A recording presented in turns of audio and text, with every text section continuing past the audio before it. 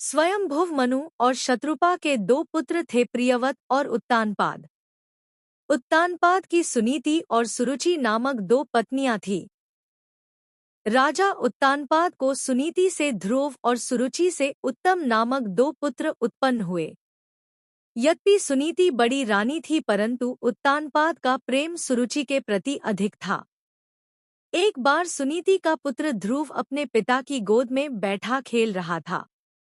इतने में सुरुचि वहां आ पहुंची।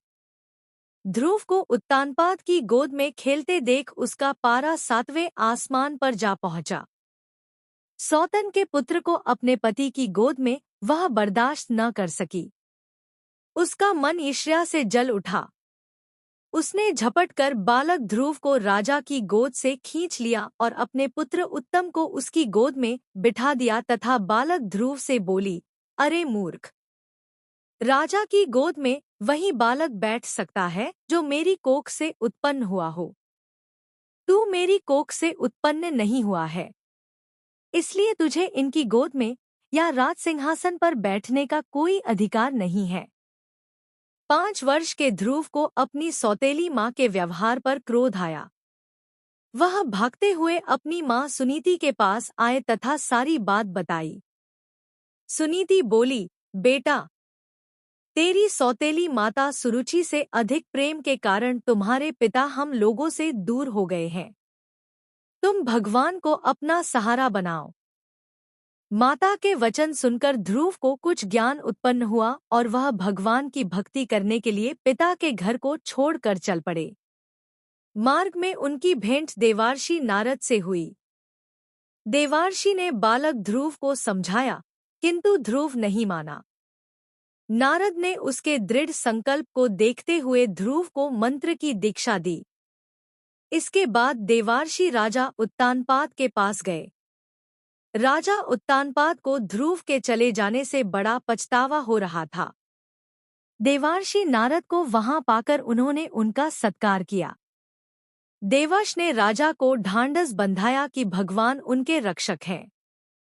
भविष्य में वह अपने यश को संपूर्ण पृथ्वी पर फैलाएंगे। उनके प्रभाव से आपकी कीर्ति इस संसार में फैलेगी। नारद जी के इन शब्दों से राजा उत्तानपाद को कुछ तसल्ली हुई।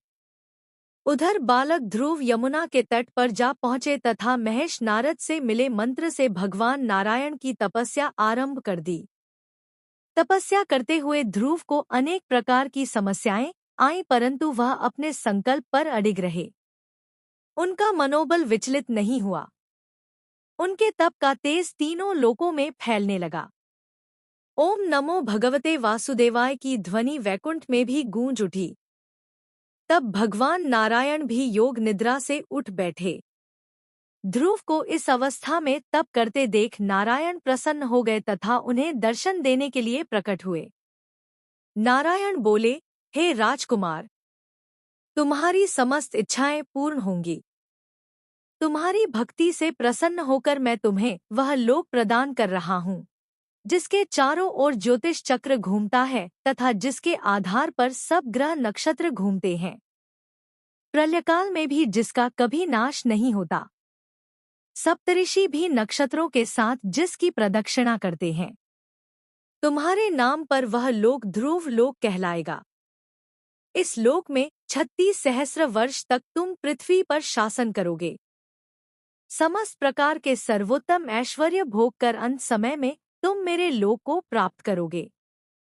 बालक ध्रुव को ऐसा वरदान देकर नारायण अपने लोक लौट गए।